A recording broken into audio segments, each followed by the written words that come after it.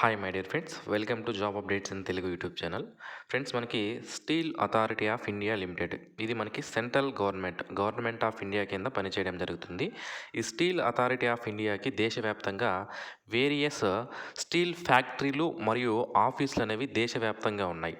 So ఇప్పుడు ఆ దేశవ్యాప్తంగా ఉన్నటువంటి ఆఫీసులు మరియు స్టీల్ ప్లాంట్లలో ఖాళీగా ఉన్నటువంటి ఆపరేటర్ కమ్ టెక్నీషియన్ ట్రైనీ అనే పోస్ట్ కోసం నోటిఫికేషన్ అనేది రిలీజ్ చేయడం జరిగింది. 330కి పైగా వేకెన్సీస్ అనేవి ఉన్నాయి. ఈ నోటిఫికేషన్ సంబంధించి పూర్తి వివరాలు అన్నీ కూడా నేను మీకు తెలియజేస్తాను. ఇంతవరకు ఎవరైతే మన ఛానల్కి సబ్స్క్రైబ్ చేసుకోలేదో డైలీ ఇలాంటి జాబ్ అప్డేట్స్ మీరు మిస్ అవ్వకుండా పొందడానికి ఛానల్కి ఇప్పుడే సబ్స్క్రైబ్ చేసుకోండి. ఇక్కడ మనం చూసుకున్నట్లయితే దేశవ్యాప్తంగా ఉన్నటువంటి 9 ఆఫీసులు మరియు స్టీల్ ప్లాంట్లలో ఈ వేకెన్సీస్ని ఫిల్ చేస్తున్నారు. ఇక్కడ మనకి వేరియస్ టైప్స్ ఆఫ్ డిసిప్లిన్స్ అనేవి ఉన్నాయి. అంటే పోస్ట్ వచ్చి ఒకటే ఆపరేటర్ కమ్ టెక్నీషియన్ ట్రైనీ అని అంటారు. కాకపోతే అందులో మళ్ళీ వేరియస్ సబ్జెక్ట్స్ అనేవి ఉంటాయి. మనకి చూసుకున్నట్లయితే మెటలర్జీ అని, ఎలక్ట్రికల్ అని, ఈ విధంగా మెకానికల్ అని, instrumentation, civil, chemical, ceramic, electronics, computer లేదా ఐటీ, డ్రాఫ్ట్స్మెన్, ఈ విధంగా మనకి సబ్జెక్ట్స్ అనేవి డివైడ్ చేయడం జరిగింది. డిసిప్లిన్స్ అంటారు వీటిని డివైడ్ చేశారు. ఇందులో మీకు ఎన్ని వేకెన్సీస్ ఉన్నాయి అంటే మీరు ఏ డిసిప్లిన్కి సంబంధించిన వాళ్ళు, మెటలర్జీనా, ఎలక్ట్రికలా, సివిలా, మెకానికలా, దేనికి సంబంధించిన వాళ్ళు. అందులో మనం చూసుకున్నట్లయితే మళ్ళీ దాంట్లో కూడా మనకి డిఫరెంట్గా ఇవ్వడం జరిగింది. అంటే డిఫరెంట్ అంటే ఏంటి అంటే ఎస్సీ ఎస్టీ వారికి మొత్తం ఎన్ని వేకెన్సీస్ ఉన్నాయి, అందులో SC ST OBC economically weaker section unreserved person with disability ex service మెన్కి ఎన్ని అనేది ఇక్కడ మనకి క్లియర్గా ఇవ్వడం జరిగింది. సో మీకు సంబంధించి ఎన్ని వేకెన్సీస్ ఉన్నాయనేది కూడా మీరు ఇక్కడ చూసుకునే అవకాశం అయితే ఉంటుంది. ఈ నోటిఫికేషన్ యొక్క పీడిఎఫ్ లింక్ అయితే నేను వీడియో కింద డిస్క్రిప్షన్లో నేను మీకు ప్రొవైడ్ చేస్తాను. ఈ వీడియో చూసిన తర్వాత మీరు డౌన్లోడ్ చేసుకుని ఒకసారి క్లియర్గా చూసుకునే అవకాశం అయితే ఉంటుంది. ఇక రిజర్వేషన్స్ విషయానికి వస్తే మనకు తెలిసిందే సెంట్రల్ గవర్నమెంట్లో ఎస్సీ ఎస్టీ ఓబీసీ మరియు ఎకనామికల్ వీకర్ సెక్షన్ వాళ్ళకి రిజర్వేషన్స్ అనేవి యాజ్ పర్ ఆ గవర్నమెంట్ రూల్స్ ప్రకారం వర్తించడం అనేది జరుగుతుందన్నమాట. ఇక ఈ పోస్టులకు సంబంధించి క్వాలిఫికేషన్ విషయానికి వస్తే చూడండి, ఈ క్వాలిఫికేషన్ అనేది మీకు ఎప్పటి లోపు ఉండాలి అంటే మనకి ఇక్కడ డేట్ అనేది ఇచ్చారు. 18/3/2024 లోపు మీరు పాస్ అయినట్లు సర్టిఫికేట్లు ప్రింట్ అయ్యి ఉండాలి. ఓకే, సో అప్పుడు మాత్రమే మీరు అప్లై చేసుకోవడానికి అవకాశం అనేది ఉంటుంది. మనకి ఎక్స్పీరియన్స్ ఎక్కడ అడగలేదు. మీకు ఇక్కడ క్వాలిఫికేషన్ అండ్ ఎక్స్పీరియన్స్ ఉంది కదా అని మీరు చాలా మంది ఇబ్బంది పడుతుంటారు. ఎక్స్పీరియన్స్ అనేది మనకి ఎక్కడ అడగలేదు. మీరు డోంట్ వరీ, జస్ట్ మీ దగ్గర క్వాలిఫికేషన్ ఉంటే సరిపోతుంది. మీరు ఈ పోస్టులకు అప్లై చేసుకోవచ్చు. ఓకే, సో ఇక ఈ ట్రైనీ మెటలర్జీకి సంబంధించి ఏజ్ కూడా అన్నిటికీ సేమ్ అండి. 18/3/2024 నాటికి మీ యొక్క ఏజ్ అనేది 18 నుంచి 28 సంవత్సరాల మధ్యలో ఉన్న వాళ్ళు అప్లై చేసుకోవచ్చు. ఎస్సీ ఎస్టీ వాళ్ళకి 5 సంవత్సరాలు, ఓబీసీ వాళ్ళకి 3 సంవత్సరాల ఏజ్ రిలాక్సేషన్ అనేది సెంట్రల్ గవర్నమెంట్ రూల్స్ ప్రకారం వర్తించడం అనేది జరుగుతుంది. ఇక క్వాలిఫికేషన్ వివరాలు చూద్దాం. సో మనకి ఆపరేటర్ కమ్ ట్రైనీ కదా ఈ పోస్టులు. వీటన్నిటికీ కూడా మనం చూసుకున్నట్లయితే డిప్లొమా అనేది పాస్ అయి ఉండాలి. అంటే రెస్పెక్టివ్ ట్రేడ్లో డిప్లొమా అనేది పాస్ అయ్యాలి. అది కూడా 10th తర్వాత 3 ఇయర్స్ ఫుల్ టైం చేసి ఉండాలి. ఎవరైతే డిస్టెన్స్ ఎడ్యుకేషన్లో కానీ ఆ ఓపెన్ యూనివర్సిటీస్ ద్వారా కానీ డిప్లొమా అనేది కంప్లీట్ చేసి ఉంటారో వాళ్ళు అప్లై చేసుకోవడానికి అవకాశం లేదు. ఆ పాయింట్ కూడా మనకు నోటిఫికేషన్లో క్లియర్గా పెట్టడం జరిగింది. కాబట్టి ఓపెన్ కానీ డిస్టెన్స్ ఎడ్యుకేషన్ కానీ ఎవరైనా చేస్తుంటే వాళ్ళు దీనికి అప్లై చేసుకోవడానికి అవకాశం లేదు. మీరు ఊరికే మనీ అనేది వేస్ట్ చేసుకోవద్దు. మీరు వేరే జాబ్కి ట్రై చేయండి, వేరే నోటిఫికేషన్ ట్రై చేయండి. ఇప్పుడు రెగ్యులర్ వాళ్ళు ఎవరైతే కాలేజీకి వెళ్ళి ఫుల్ టైంలో మనకి డిప్లొమా అనేది కంప్లీట్ చేస్తుంటారో వాళ్ళు మాత్రమే దీనికి అప్లై చేసుకోవడానికి అవకాశం అనేది ఉంటుంది.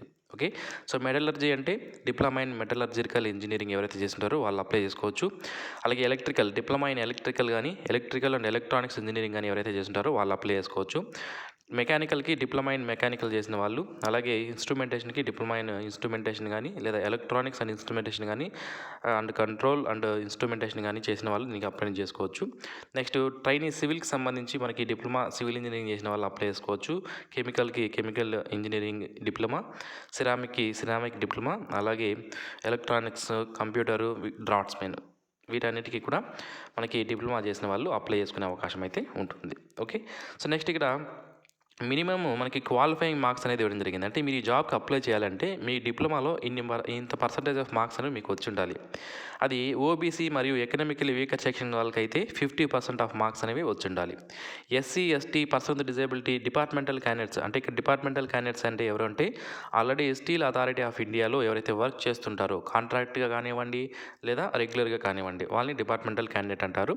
సో వాళ్ళకి 40% మార్క్స్ అనేవి ఉండాలి. SC ST person with disability departmental క్యాండిడేట్స్కి 40% ఆఫ్ మార్క్స్ అనేవి మీకు డిప్లొమాలో వచ్చుంటే మీరు అప్లికేషన్ పెట్టుకోవడానికి ఎలిజిబుల్ అనేది అవుతారు. ఓకే. సో నెక్స్ట్ ఈ పోస్టులకు సంబంధించి మనకి శాలరీ విషయానికి వస్తే చూడండి, మనం ఇక్కడ క్లియర్గా మనకి శాలరీస్ అనేది ఇచ్చారు. మీరు ఇక్కడ నేను మొత్తం చదివి మీకు క్లియర్గా చెప్తాను చూడండి. మీరు వన్స్ మీకు ట్రైనింగ్ అంతా కంప్లీట్ అయిపోయిన తర్వాత మీకు పర్ మంత్ 10.4 lakhs అంటే 10,40,000 శాలరీ అనేది పర్ యానం మీకు రావడం జరుగుతుంది. ఓకే. ఇది మీరు క్లియర్గా గమనించాలి. కాకపోతే అంతకుముందు ట్రైనింగ్ అనేది ఉంటుంది. ఆ ట్రైనింగ్లో ఎంత శాలరీ అనేది ఇప్పుడు మీకు క్లియర్గా ఎక్స్ప్లెయిన్ చేస్తాను చూడండి ఇక్కడ. సో మనకి క్యాండిడేట్స్ ఫస్ట్ పాయింట్ చూడండి, candidates selected for the above post will be required to undergo on job training for a period of 2 years. So ఎవరైతే మీరు జాబ్కి సెలెక్ట్ అవుతారో ఈ నోటిఫికేషన్కి అప్లై చేసుకుంటారు, ఎగ్జామ్కి అటెండ్ అవుతారు, తర్వాత మీకు ఫైనల్ సెలక్షన్ లిస్ట్లో పేరు వస్తుంది, డాక్యుమెంట్ వెరిఫికేషన్ కంప్లీట్ అయిన తర్వాత మీరు జాబ్లో జాయిన్ అవుతారు. జాబ్లో జాయిన్ అయిన తర్వాత మీకు 2 years పాటు ట్రైనింగ్ పీరియడ్ అనేది ఉంటుంది. ఈ ట్రైనింగ్ పీరియడ్లో మనకి చూసుకుంటే ఇది 2 years పాటు ఉంటుంది. ఒకవేళ మీ పర్ఫార్మెన్స్ అనేది నచ్చకపోతే మరొక 2 years కూడా ఎక్స్టెండ్ చేసే అవకాశం ఉంటుంది అని మనకి ఇక్కడ క్లియర్గా మెన్షన్ చేశారు.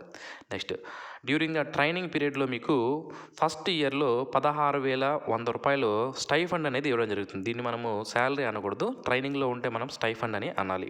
ఫస్ట్ ఇయర్లో మీకు ఎంత 16,100 రూపాయల స్టైఫండ్ అనేది ఉంటుంది.